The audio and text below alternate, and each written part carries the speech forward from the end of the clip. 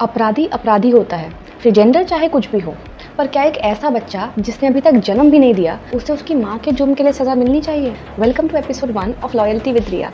आज का सवाल ये है कि एक औरत को उसका प्रेग्नेंट होना फांसी के फंदे से बचा सकता है क्या? रिसेंटली एक मूवी आई थी जवान, जिसमें एक ऐश्वर्या राठौर नाम का कैरेक्टर था।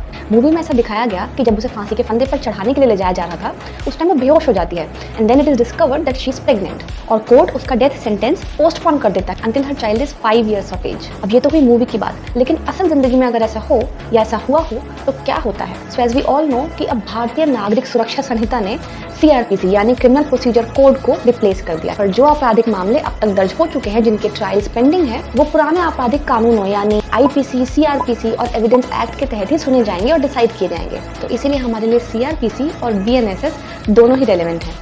सो सेक्शन 416 ऑफ CRPC ये कहता था कि अगर कोई औरत अपने डेथ सेंटेंस के एग्जीक्यूशन के समय प्रेग्नेंट पाई जाती है तो ऐसे में हाई कोर्ट उसके डेथ सेंटेंस का एग्जीक्यूशन पोस्टपोन कर सकता है, और अगर हाई कोर्ट को सही लगता है तो वो उसका डेथ सेंटेंस कम्यूट भी कर सकता है लाइफ इम्प्रिजनमेंट में। ये हुआ करता था CRPC का सेक्शन 416 2009 तक। क्रिमिनल प्रोसीजर अमेंडमेंट एक्ट 2008 जो कि 31 दिसंबर 2009 से लागू हुआ, उसने ये postpone the execution of death sentence in words को ओमिट कर दिया, यानी इन्हें हटा दिया। और अब CRPC और BNSS दोनों के जरिए हाई कोर्ट के पास एक पावर है death sentence of a pregnant woman को कम्यूट करने का। यानी अगर किसी औरत को फांसी की सजा सुनाई जाती है और ये पाया जाता है कि वो प्रेग्नेंट है, तो हाई कोर्ट के पास पावर है डेथ सेंटेंस को कम्यूट करने का लाइफ इम्प्रिजनमेंट में। इन प्रोविजंस के पीछे, इन धाराओं के पीछे एक बड़ा सीधा सा उद्देश्य है कि एक ऐसा बच्चा जिसने अभी तक जन्म भी नहीं लिया, एक ऐसी जिंदगी जो अभी पूरी तरह वजूद में भी नहीं आई है, उसे सजा नहीं दी जा सकती, उसका जीवन नहीं खत्म किया जा सकता। अब ये तो बात हुई कानून की जो इन किताबों में लिखा है, लेकिन इसका वास्तविकता से कितना लेना देना है, कम लेट्स फाइंड आउट। तो मैं आशा करती हूँ कि आप सभी राजीव गांधी असैसिनेशन केस के बारे में जानते होंगे। उसमें एक फीमेल कन्विक्ट थी, Nalini Sriharan,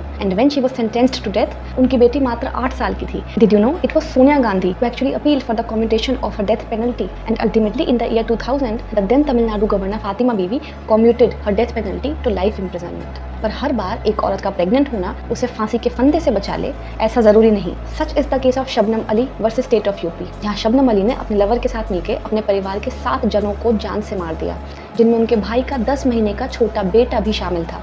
And again in this case she was found to be pregnant, but her mercy petition was rejected time and again, and it is said that she might be the first woman of independent India to be hanged till death. So loyalty with Riya के आज के episode में इतना ही। हम मिलते हैं next episode में। Till then stay safe, take care.